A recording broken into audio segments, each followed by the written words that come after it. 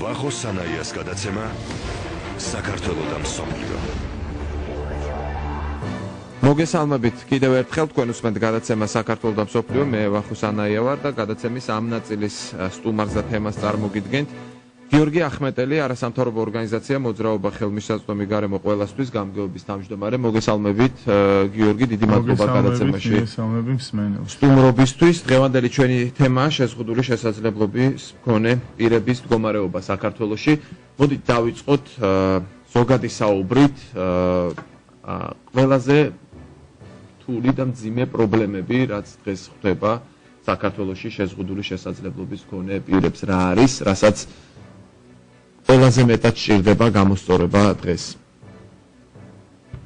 მოგახსენებთ ესე პრობლემებზე საუბარი, რა თქმა უნდა, ბევრჯერ გვისაუბრია და ბევრჯერ ყოფილა ამაზე თქმული, თუ რამდენად ბევრი პრობლემა არის კონკრეტულად, მაგრამ აი ერთი სიტყვით და ერთ წინადადებაში შეიძლება ითქვას, რომ დისკრიმინაცია ყოველ წუთს და ყოველ წამს შშმ პირთა მიმართ ეს არის ის პრობლემა, რომელსაც ძირითადად შეზღუდული შესაძლებლობის მქონე პირები განიცდიან და ზუსტად ეხლა იუსტიციის სამინისტრომ იმუშავა დოკუმენტზე ანტიდისკრიმინაციულ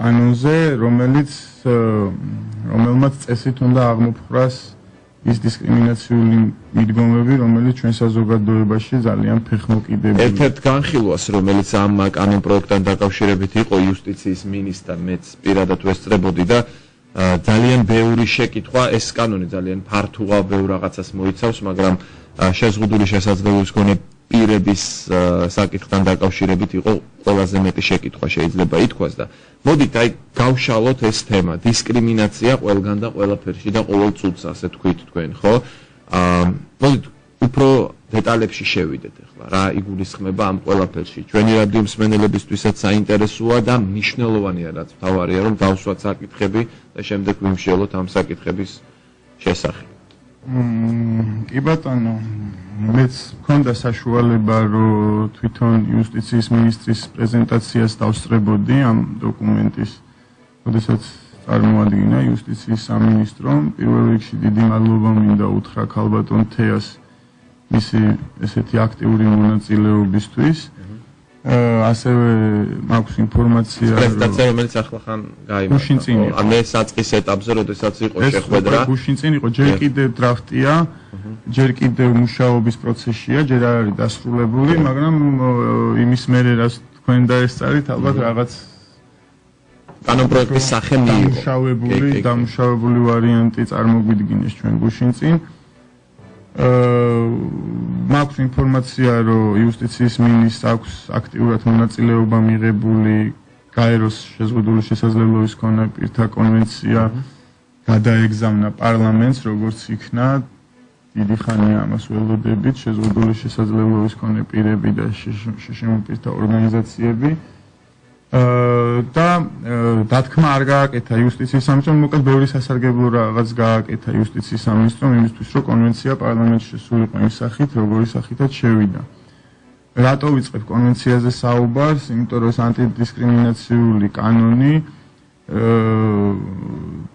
მე მაგალითად ანუ იქ დაგვირიგდა ჩვენ და ეს პირველადი შეხედვით რაც მოვასწარით ეხა მიდის ფაქტიურად სიღრმისეული განხილვა ამ დოკუმენტის და ჯერ მინდა და გვაქვს სურვილი რომ ჩვენი კომენტარები მივაწოდოთ იუსტიციის სამინისტროს ამასთან დაკავშირებით, მაგრამ პირველი შეკითხვა რაც დამებადა ეს იყო ის კანონი და ის კანონმდებლობა, რომელთაც დღეს ჩვენ ხელმძღვანელობთ შეზღუდული შესაძლებლობის მქონე პირთა მიმართებაში, ეს არის საბჭოთა კანონმდებლობის გადმონაშთი, რომელიც თვითონ კანონმდებლობა დისკრიმინაციულია, ანუ აი ეს დოკუმენტი რომ იმუშაოს ამ ანტიდისკრიმინაციულ ამისთვის საჭირო არის აუცილებლად პარალელურ რეჟიმში კონვენციის მიღება პარლამენტის მიერ რატიფიცირება, იმიტომ რომ ზუსტად კონვენციის მიდგომები არის არადისკრიმინაციული მიდგომები. ეს არის გადასვლა ჯანდაცვის მოდელიდან ადამიანის უფლებების მოდელზე. პირდაპირ ესე ქვია კონვენციას მეორენაირად, ესე რომ ვთქვათ. და ის არის თანამედროვე და ალბათ საბაზისოდ ბევრი რაღაც კანონპროექტისთვის მომავალში, ხო? ანუ კონვენცია რომ არ არის რატიფიცირებული, ეს ბევრ რაღაცას უშლის ხელს, გარდა იმისა, რომ ცხოვრებაში გატარდეს რაღაც ღონისძიებები, გარდა ამისა კიდევ სხვა საკანონმდებლო ინიციატივებს აქვს. კი ბატონო, კონვენციაზეც მე შეგვიძლია ჩვენ კიდე უფრო ღრმად ვისაუბროთ, თქვათ, იმიტომ რომ ყველაზე მეტად ჩემი აზრით დღეს საზოგადოებას აკლია იგივე მთავრობა თუ სხვადასხვა ფენები, ეს არის არ მიდის საჯარო დებატი არც მედიაში და არც არსად აბსოლუტურად რა არის ეს კონვენცია. ანუ აბსოლუტურად ვიღაცა მხარს უჭერს, იმიტომ რომ სოლიდარულია შიშმი პირების მიმართ, ვიღაცა არ უჭერს, იმიტომ რომ შიშები აქვს. აი ამაზე მინდა გაუსვა ხაზი, რომ არის გარკვეული შეკითხვების დაისვა, რომ ეს რამე პრობლემებს ხوار შეუქმნის ქვეყანას და მე მინდა დარწმუნებით უთხრა ყველას, ვისაც ეს შეკითხვა აქვს, რომ ქვეყანას უკვე მრავალი წელია უქმნის პრობლემას და კიდევ მრავალი წელი შეუქმნის პრობლემას მარგინალიზირებული ჯგუფები. და მათ შორის ყველაზე დიდი მარგინალიზირებული თემი ეს არის შშმპ თემი, რომელიც ოფიციალური მონაცემებით 130,000 ცილდება, მაგრამ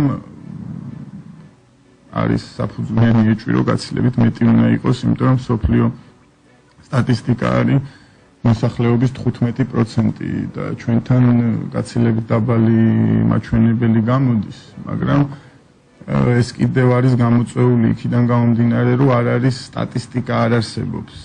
ანუ ჯანდაცვას აქვს სტატისტიკა, ვისაც უხდის პენსიას.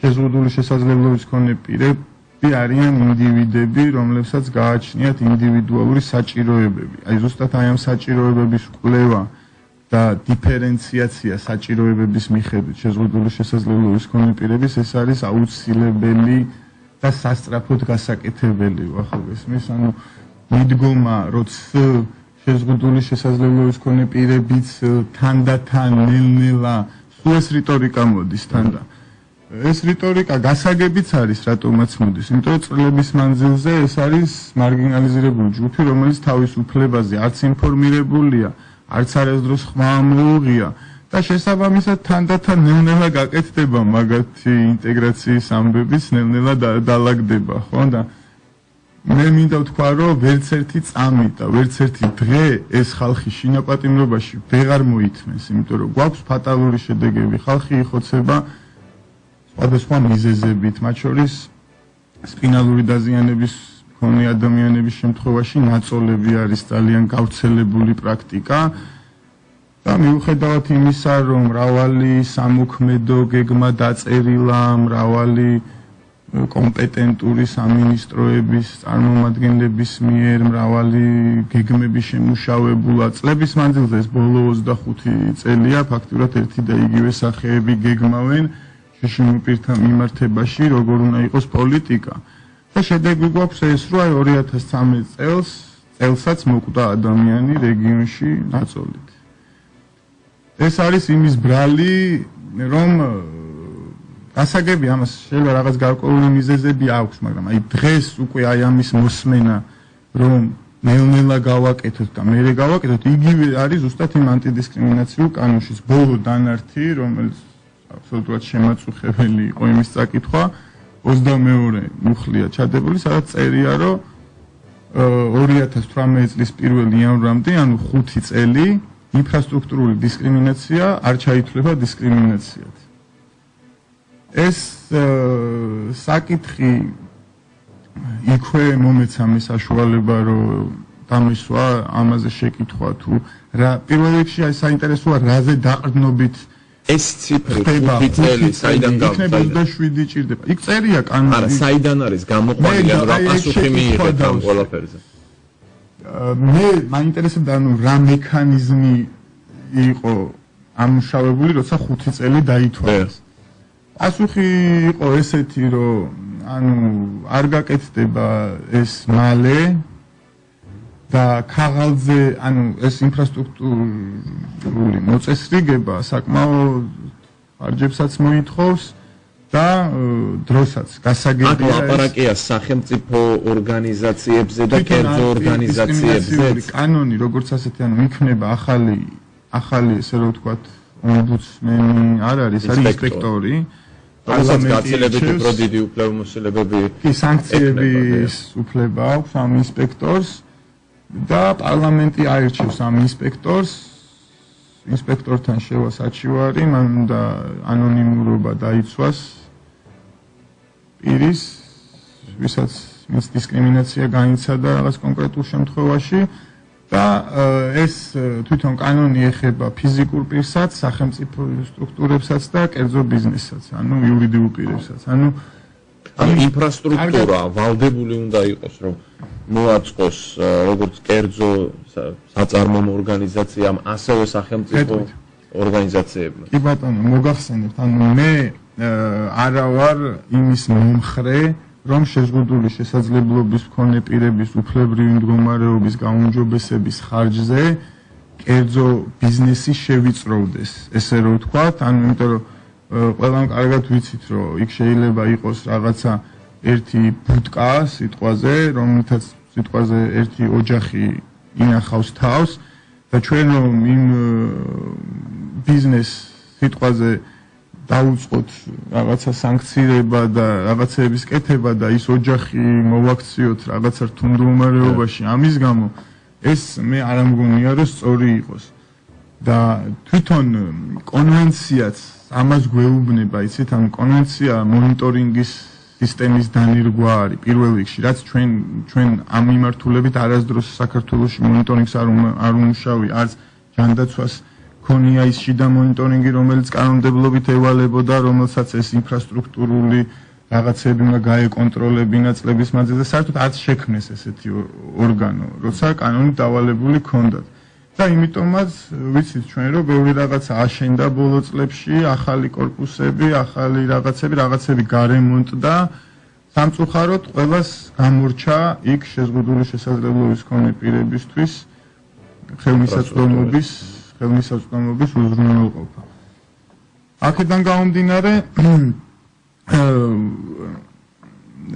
ანუ დავაკეთოთ გეგმა, ანუ რას გულისხმობთ ამ 5 წელიწადში რა გვინდა, ანუ ჯერ რა უნდა გახდეს ხელმისაწვდომი შეზღუდული შესაძლებლობის მქონე პირებისთვის, მოგეხსენებათ საზოგადოებრივი ტრანსპორტი იქნა თბილისის მერიის მიერ შემოყვანილი ტენდერი გამოცხადებული და მე კომპანიის მიერ შემოყვანილი ავტობუსები, რომელშიც საქართველოს მოსახლეობის 200,000 ადამიანი პროცენტულად რამდენი გამოდის, არ ვიცი, მაგრამ ვერ სარგებლობს ფაქტია, რაღაც ნაწილისთვის არის, ნაწილისთვის არ არის.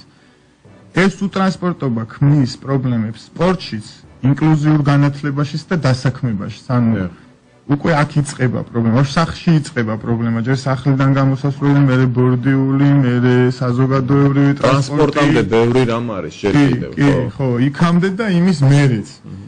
და ინფრასტრუქტურული და სატრანსპორტო დისკრიმინაცია თუ დისკრიმინაციად არ ჩაითვლება, ეს ჩემთვის ყოველად გაუგებარი, ანუ იმის იქით რაც ხდება მოდი საფეხურები ვთქვათ, აი თქვენი აზრით პირველ რიგში რა უნდა გაკეთდეს, ხო, რომ ადამიანმა დამოუკიდებლად შეძლოს სახლიდან გამოსვლა, შეძლოს ტრანსპორტით სარგებლობა და ამ შემდეგ. აი პირველ წელს რა უნდა გაკეთდეს, მეორე წელს მესამე, ამაზე თუ ესაუბრეთ თქვენ კონკრეტულად ამ კანონ პროექტის ავტორებს. ვთქვათ, ის რაც შედარებით ადვილი გასაკეთებელია 5 წლის განმავლობაში რატომ უნდა გაიწელოს? იქნებ გეგმა არის შესადგენი პირველ წელს რა უნდა გაკეთდეს მეორე წელს. ეს არის აუცილებლად გასაკეთებელი, იმიტომ რომ ესეთი პრაქტიკა გვაქვს და ეჭვიც გვაქვს, რომ თავისუფლად შეიძლება 2017 წელს ითქვას, რომ არ გვეყო ეს 5 წელი, გვინდა კიდე 5 წელი. ამაში პრობლემა არ არის და საერთოდ ვერ ხედავ რატო 5 წელი. მოდი განსაზღვროთ პრიორიტეტული ობიექტები, ეს შეიძლება თვითონ შეშემოყირება ვის ჩართულობით აუცილებლად, ჩართულობა ეს კიდე კონვენციის ერთ-ერთი სხვადასხვა დონეებზე შეშემოყირთა ჩართულობა, ეს არის აუცილებელი, ამას მარტივი მაგალითით შეიძლება ამაზე მოვიყვანოთ, რომ იგივე ის ტენდერები, რაც ხდებოდა ლოკალურ მუნიციპალიტეტებში, ყველგან არის დეტალურად გაწერილი, რა ფილა უნდა დაიგოს, რამდენი სანტიმეტრი უნდა დაიგოს, სად როგორ უნდა იყოს, მაგრამ ერთი სიტყვაც არ წერია, რომ იქნებ ამასთან ერთად გათვალისწინებული იყოს ის, რომ შეზღუდული შესაძლებლობის მქონე პირებისთვის იყოს ხელმისაწვდომი. ანუ აი ეს ზუსტად არის იმის მიზეზი, რომ არანაირ დონეზე არანაირი ჩართულობა არასდროს არ ყოფილა. ანუ იმ მუნიციპალიტეტში ის ერთი ადამიანი შიშიმპირი რო ყოლოდა ჩართული გადაწყვეტილების მიღების პროცესებზე დაესწროთ. იმას გაახსენდებოდა, რომ ტენდერში მოდი ერთი პუნქტის დავამატოთ. აი ეს 5 წელი შეიძლება იძლეოდეს იმის საშუალებას, რომ აი შემოდგომაზე მე რამდენადაც ვიცი შეიძლება ეს კანონპროექტი უკვე კანონად იქცეს და დამტკიცდეს, ხო? და ამ შემოდგომიდან თუ კიდე 5 წელი მიეცემათ ამისთვის, ბევრი მშენებლობა შეიძლება წავიდეს 5 წლის განმავლობაში და უბრალოდ როდესაც ასეთი ჩანაწერია კანონში, რომ 5 წელი ეს არ ჩაითვლება, ამ მშენებლობების დროსაც არ გაითვალისწინონ ელემენტარული რაღაც. როგორ აპირებთ, თქვათ, აი აქ ჩართულობას კონკრეტულად ამ საკითხზე და ასევე სხვა შეკითხვები მაქვს კიდევ რეკლამის შემდეგ ამის შესახებ ვისაუბროთ. გიორგი ახმეტელი, არასამთავრობო ორგანიზაცია მოძრაობა ხელმისაწვდომი გარემო ყველასთვის, არის ჩვენი გადაცემის სტუმარი და ვსაუბრობთ შეზღუდული შესაძლებლობის მქონე პირების მდგომარეობაზე დღეს საქართველოში. დავბრუნდებით რამდენიმე წუთში. საქართველო და მსოფლიო. ვახო სანაიასთან ერთად. ჩვენ კვლავ პირდაპირ ეთერში ვართ, შეზღუდული შესაძლებლობის მქონე პირების მდგომარეობაზე ვსაუბრობთ დღეს საქართველოში. გიორგი ახმეტელი, არასამთავრობო ორგანიზაცია მოძრაობა ხელმისაწვდომი გარემო ყველასთვის გამგეობის თავმჯდომარე. არის ჩვენი სტუმარი. ჩვენ ბევრ საკითხს შევეხეთ ერთ სიტყვით პირველ ბლოკში. მოდით გაეროს კონვენციაზე კითხავთ, ის საქართველოს პარლამენტში განიხილება, მაგრამ რატიფიცირება არ ხდება. რა უშლის ამ ყველაფერს ხელს? კი ბატონო, მოგახსენებთ, ამას პირველ რიგში ისევ და ისევ ხელს უშლის სტერეოტიპული აზროვნება. არსებობს უკვე დიდი ხანია შიშები ამ კონვენციის მიმართ, იმიტომ რომ საქართველო სტრუქტურულად მიჩვეულია იმუშაოს შიშინოპირთა საკითხებზე ინტერესთა კონფლიქტით. მაგალითად, აი პრემიერთან არსებული საბჭო წინა ხელისუფლების პერიოდში, რომელიც 3 წელი ფუნქციონირებდა, ეს იყო კონვენციაზე დაყრდნობით შექმნილი საბჭო, ზუსტად აი ჩართულობა ვახსენეთ წეღან შესვენების დროს, აი ჩართულობიდან გამომდინარე შეიქმნა საბჭო პრემიერთან, მაგრამ ეს საერთოდ ან არ იკრიბებოდა, ან ამას ჰქონდა ფორმალური ხასიათი, ხდებოდა რაღაცა სამოქმედო გეგმების გაწერა კონკრეტული სახელმწიფო სერვისის მიმწოდებელი არასამთავრობო ორგანიზაციები თვითონ ადგენდნენ გეგმებს, რომ რა სერვისები უნდა ყოფილიყო შიშინოებზე მიწოდებული, მერე თვითონ იყვნენ ამ სერვისების განმახორციელებლები, თვითონ აწოდებენ ამ სერვისებს ამ შეზღუდული შესაძლებლობის მქონე პირებს და მერე თვითონვე არიან მონიტორები თუ როგორ განხორციელდა და რანაირად ჩაიარა ამ ყველაფერმა და ეს წლების მანძილზე დამუშავებული, აი ესე მუშაობს შიშინოპირთან მიმართებაში, აი ესე მუშაობს ქვეყანა უკვე წლებია. და კონვენციას ცოტა სხვა მიდგომები აქვს, კონვენციას ცოტა სხვა ელფერი დაკრავს რამაც გამოიწვია აი ზუსტად პირველ რიგში იმ არასამთავრობო ორგანიზაციებში შიში, ვინც აი ძალიან მიჩვეული არის აი იმ სტილზე მუშაობას, რომ თვითონვე ამონიტორინგებენ, თვითონვე ჭრიან, თვითონვე კრავენ. პირდაპირ რომ ვთქვათ, ეს სტილი უკავშირდება ფულს და თანხებს. რა თქმა უნდა. რა თქმა უნდა. და ეს ქმნის პრობლემას და აისახება პარლამენტში. პრობლემას, რომ მერე პარლამენტამდე არის ამ არასამთავრობოებიდან ცდილობა, რომ მიიტანონ ინფორმაცია არასწორად, თითქოს რაღაცა უშველებელი ვალდებულება მოდის ამ კონვენციით. არა და კონვენცია მე მომეცა საშუალება ირლანდიაში დავსწრებოდი კონფერენციას, სადაც კონვენციის დამწერი შეზღუდული შესაძლებლობის მქონე პირები გვაწვდიდნენ კონკრეტული მუხლების მიხედვით, კონვენციის კონკრეტულ მუხლებზე, გველაპარაკებოდნენ თუ რას ეყრდნობოდნენ, როცა აი ამ კონვენციის კონკრეტულ მუხლზე მუშაობდნენ.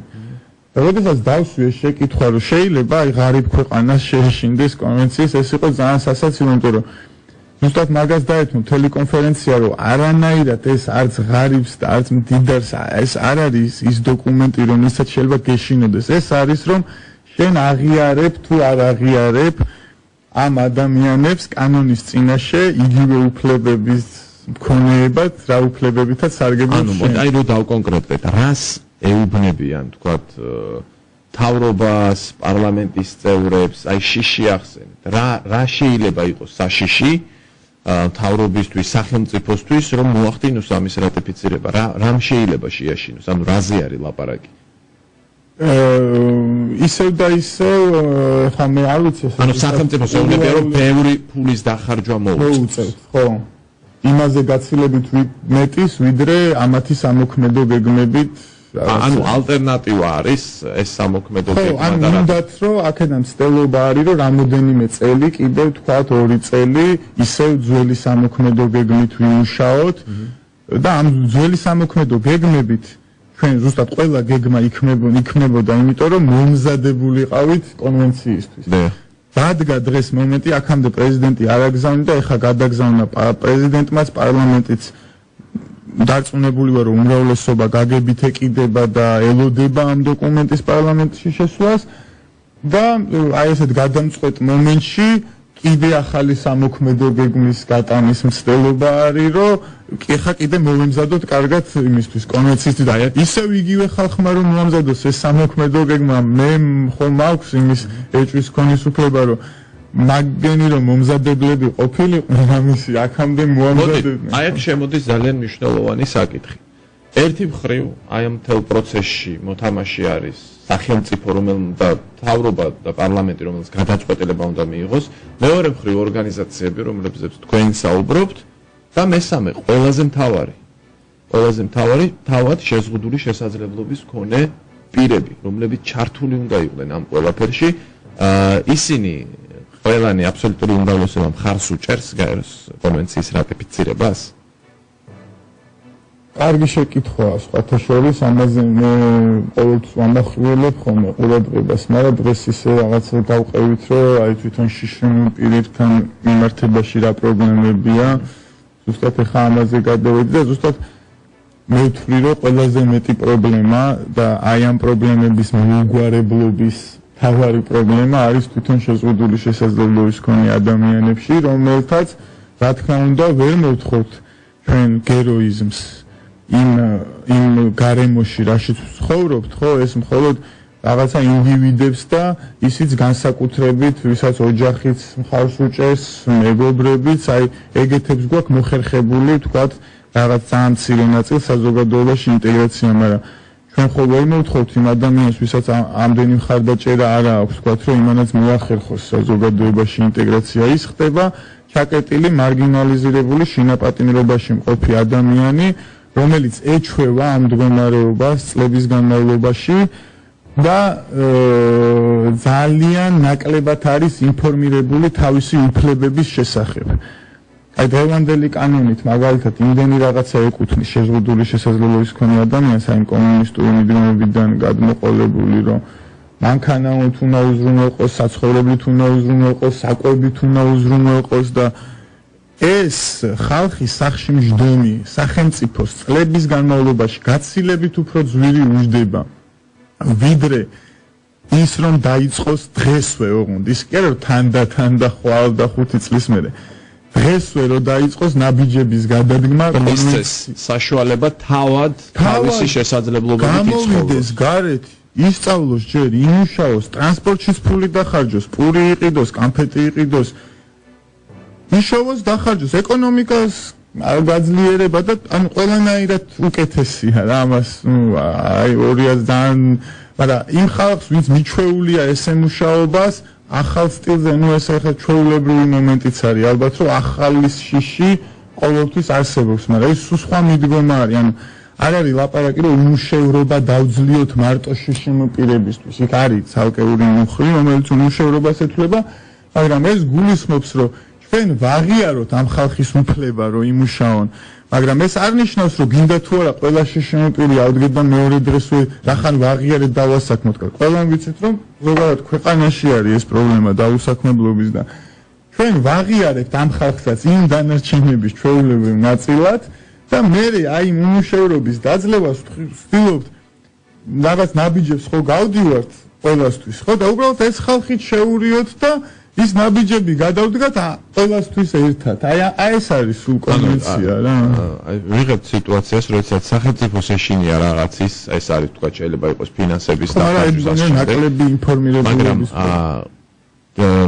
ასევე ნაკლებად ინფორმირებულობა თავიანთი უფლებების შესახებ თავადშეშინებული პირების მხრიდან და საზოგადოებამ მთლიანად მასაც აქვს რაღაც შიშები მთლიანად საზოგადოება მან რამდენად იცის ინფორმაცია შეზღუდული შესაძლებლობის მქონე პირებზე ანუ როგორ აღიქვამს თითქმის ყველა პრობლემა მიგვინდა ხა აქ მოვიცვა ჩვენ კი ბატონო მე დავიწყე შეზღუდული შესაძლებლობის მქონე პირებში არსებული პრობლემით რომელიც მათგან არ არის გამოწვეული მაგრამ მარტო მანდ არ არის პრობლემა მე მათ ვარ დარწმუნებული რომ ცვლილებებს მოიტანს მხოლოდ გარეთ გამოსული შეზღუდული შესაძლებლობის მქონე პირები რომლებიც მოთხოვნას გაზრდიან არა მარტო გარემოზე არამედ სტერეოტიპებსაც დაანგრევენ და ანუ მოდელი ლაივში კარგად მუშაობს რა რომ ნახავს საზოგადოება ინტეგრირებულ ადამიანს იმის მერე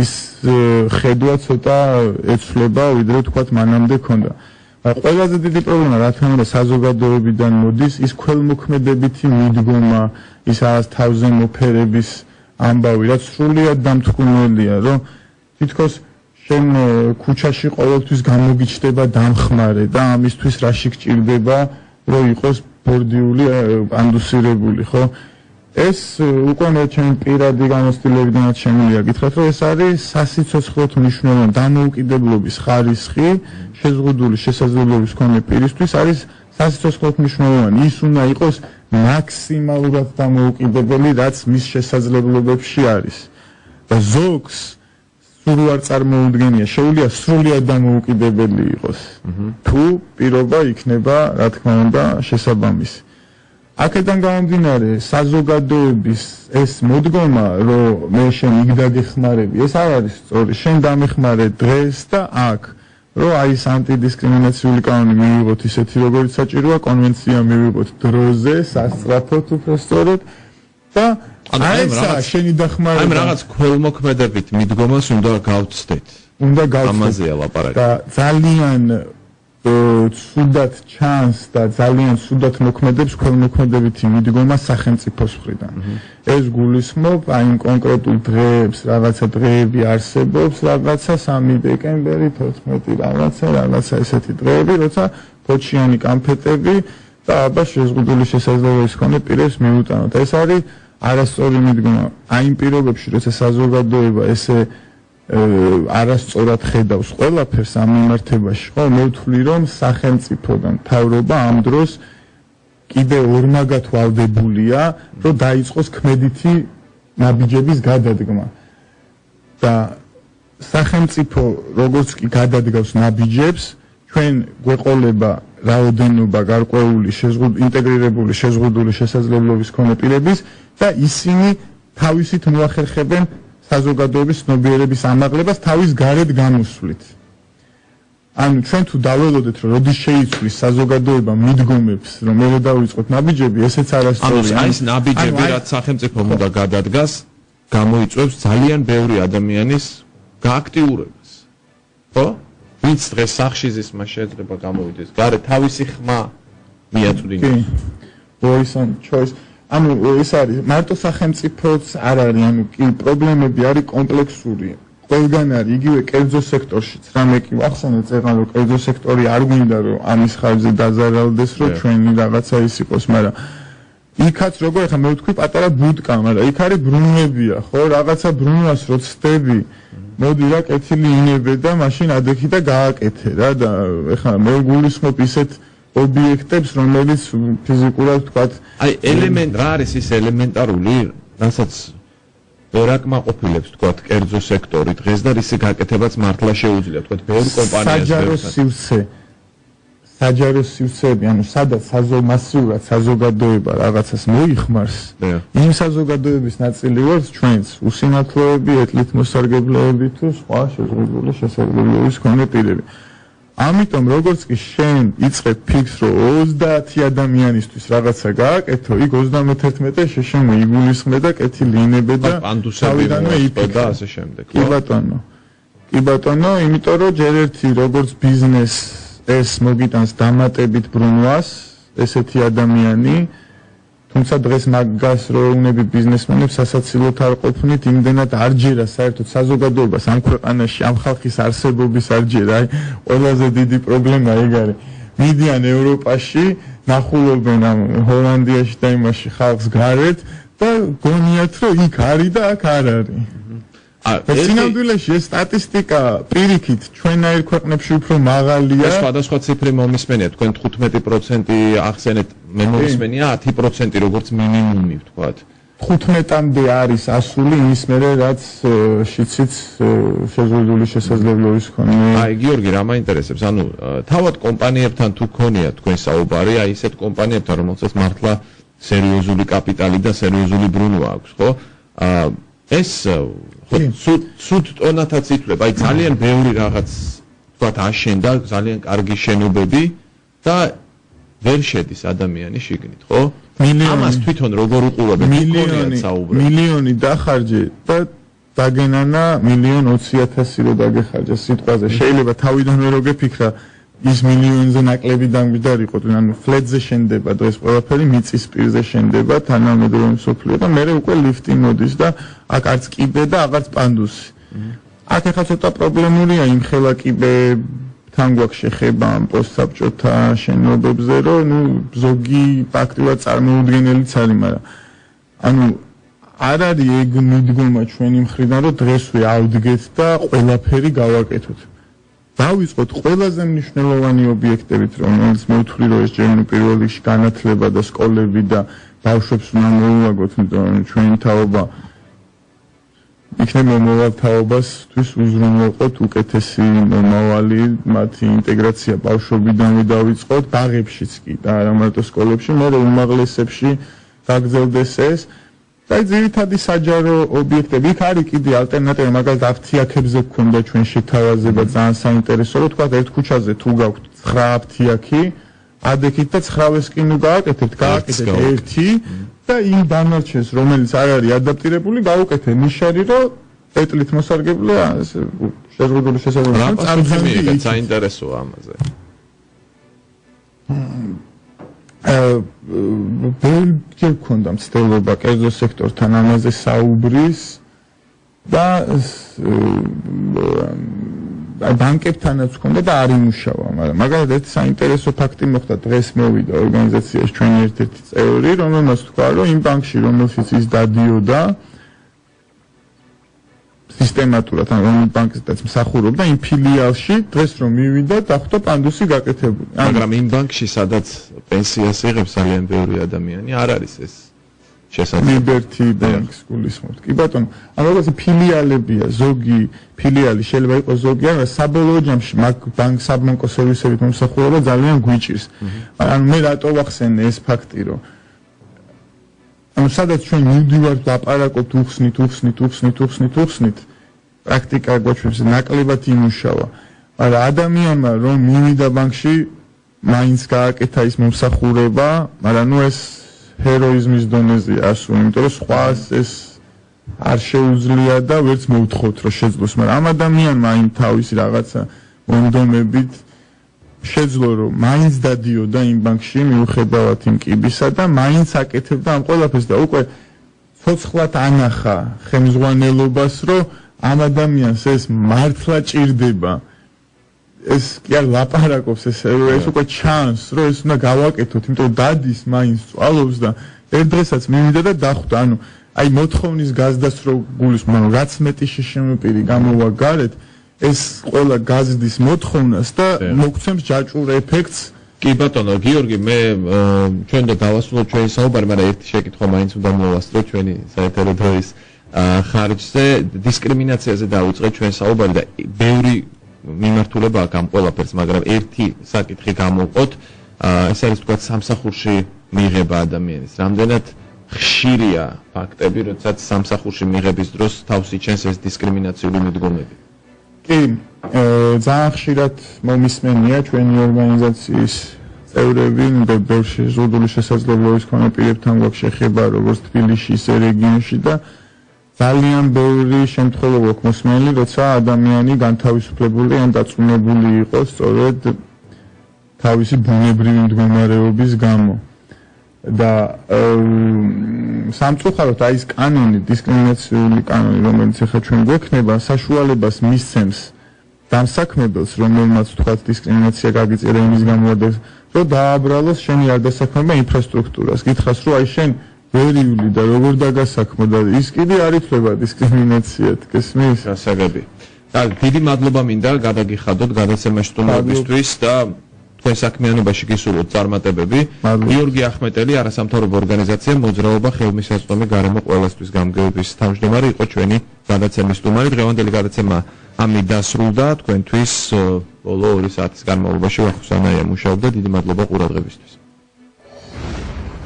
საქართველო და მსოფლიო, ევროკავშირი და შეერთებული შტატები, კავკასია და საქართველოს მეზობლები, ჩვენი რეგიონის პრობლემატიკა და კონფლიქტები, საქართველოს საგარეო პოლიტიკა, ანალიზი და კომპეტენტური სტუმრები, ჩვენი თანამემამულეების საქართველოს ფარგლებს გარეთ და დიასპორის საკითხები. ვახო სანაიას გადაცემა საქართველო და მსოფლიო.